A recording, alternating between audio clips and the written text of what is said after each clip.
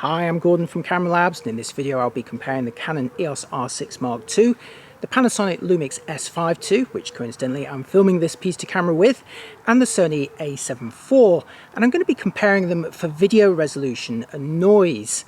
Now, you may think that video resolution is going to be the same between these cameras. After all, 1080 video on one or 4K on one is going to be the same as 1080 or 4K on another. But as you'll discover, each manufacturer on each model actually generates those video frames in different ways. You see, they start off normally with more pixels than they need, and the end quality depends very much on what you do with those spare pixels along the way. Do you use them to generate more detail, or do you just chuck them out? So I'll be comparing the quality between these three cameras, again for resolution and for noise. And if you're wondering why am I just doing this in one single video, it's because this was originally going to be part of a bigger movie mode review of both the Canon and the Panasonic, but I just ran out of time. I just have not been able to finish it off. Every time I try and get back to those reviews, something new comes along and distracts me, and I have to prioritize that instead. So I've had these results sat on my computer for some time, and I just want to share them with you in this short video. So let me know what you think in the comments, and I'll see you after these results.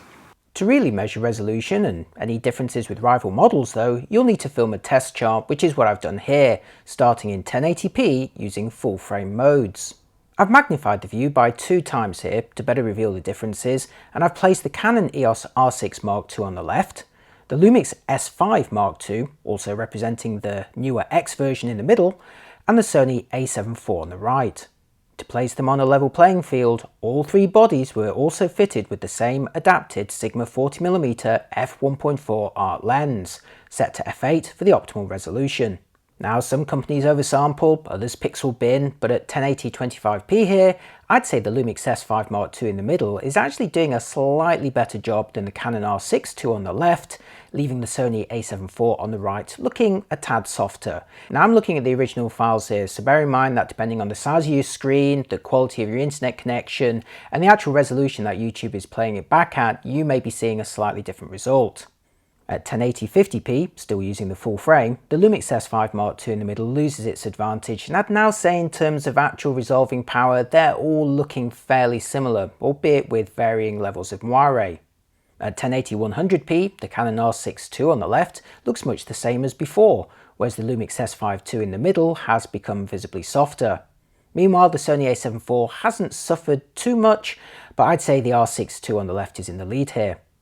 The Canon R6 II on the left also goes one step further with the 1080 150p or 180p option, which you can see here pitched alongside the other 2 cameras still running at their top speeds of 100 or 120p, at least in their standard recording modes.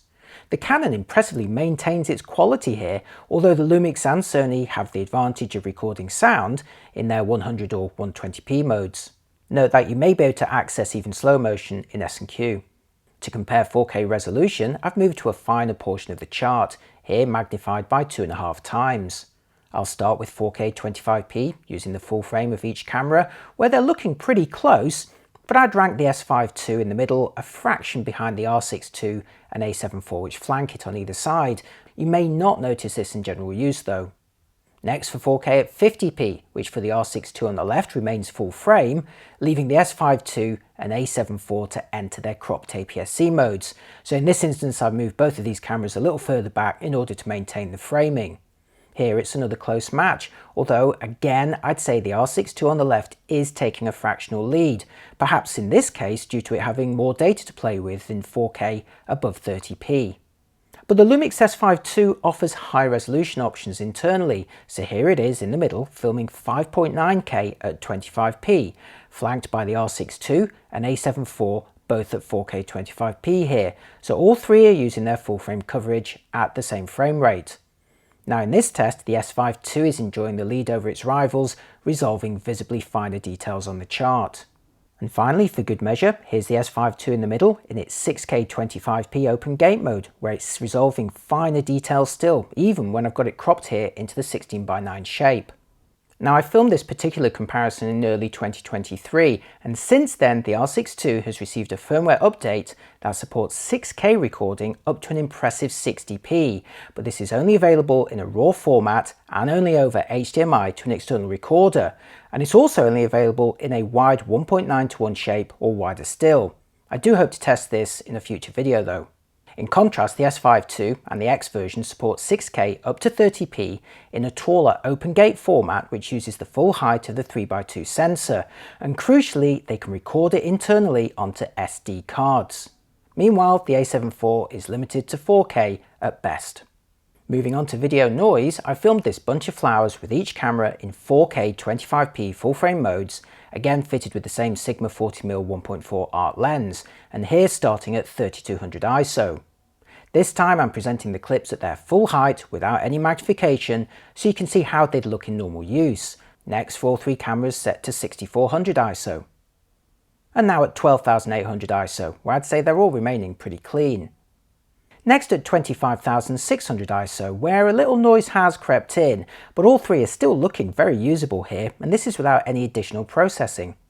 25600 may be the maximum sensitivity for 4K on the R6 II, but the S5 II and A7 IV continue, here at 51200 ISO, and now further still to 102400 ISO, although by this point they're both looking pretty noisy.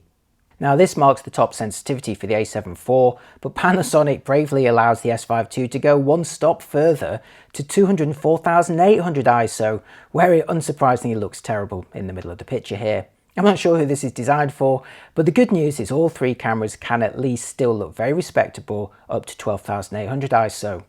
And that's it for this video. I hope you found it useful. I always find it interesting to see how each manufacturer goes about these tasks and how much it can vary between models or even modes within a particular model. Don't always assume that something is going to be the case or that the quality in one mode is going to be better than another, because often it varies, and that is why I do these tests.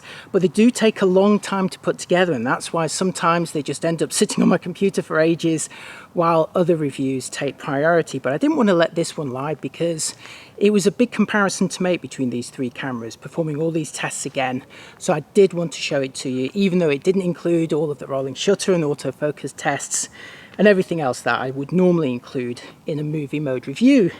But in some consolation, if you are interested in the S5 Mark II, you have been watching it in action on most of my videos in the past year or a year and a half really, because I've been using it to record both the A-roll and the B-roll in most of my reviews. So if you've seen anything of mine in the past year and a half, you've been watching the S5 II in action.